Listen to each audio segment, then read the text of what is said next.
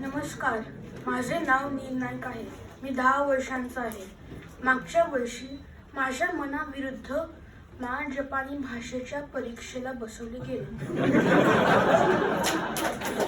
जपानी भाषा शिकायची प्रॉब्लेम नाहीये, पण जपानी भाषा ही म्हणली की कांजी आलीच.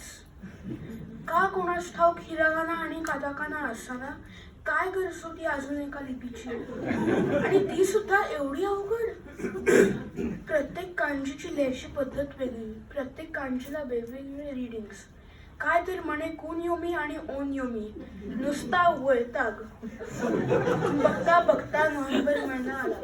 माझा बुंपो आणि चौगाईचा अभ्यास झाला होता, पण काही केल्या कांजीचा अभ्यास होईना. मी ह्याचा विचार करत होतो, तेवढ्यात आईने मला कांजी लिहायला बसवले. ओ गॉड, प्लीज सेव्ह मी. मी 4-5 कांजी लिहिल्या असतील, पण मला झोप यायला लागली. तेवढ्यात शेजारच्या रूममधून उजेड आला. मी बघितले तर काय, माझ्या समोर गणपती बाप्पा उभा होता. पण काहीतरी वेगळंच होतं. ह्या गणपती बाप्पाला फक्त 2च हात होते. मी त्यांना विचारले, तू नक्की कोण आहेस? तो म्हणाला, अरे मी गणपतीच आहे, पण मी जपानचा गणपती आहे. जपानमध्ये कांगीतेन म्हणतात. ओ, मला माहित नव्हतं. पण तू इकडे का आलायस? आज सर गणपती पण बसलेले नाहीत. तो म्हणाला, अरे तूच सर बोलवलेस की आता. मी तुला इकडे कांजी शिकवायला आलोय.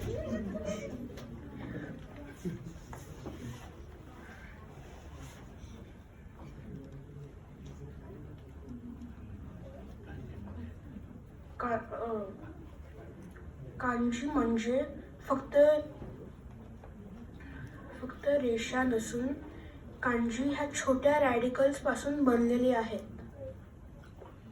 म्हणजे जर एका झाडाची कांजी की असेल तर 2 झाडांची कांजी हाय अशी बनते, म्हणजेच वनराई. आणि जर 3 की एकत्र आल्या तर बनते मोरी, म्हणजे जंगल. वा बाप्पा, यू आर ग्रेट.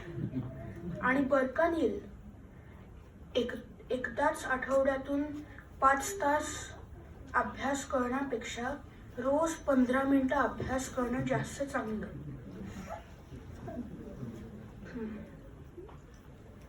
आणि रोज 5 कांजी 10 वेळा लिहिल्या तर स्ट्रोक ऑर्डर पण लक्षात ठेवतो. बाप्पा, तू कसला भारी आहेस रे. किती सोप्या शब्दात मला समजून सांगितलं. आता मी रोज थोडं करून कांजीचा अभ्यास संपवेल. मी बाप्पाशी बोलतच होतो, तेवढ्यात आईने मला बोलवलं. नील, झालं का सगळ्या कांजी लिहून? हो लिहितोय मी. आईला उत्तर देऊन बाप्पाशी गप्पा वळालो तर काय, बाप्पा गायब झाला होता. पण जायच्या आधी त्यांनी मला चिकाटीचा धडा शिकवला होता. I love you, Bappa. I will do my best in JLPT. Thank you.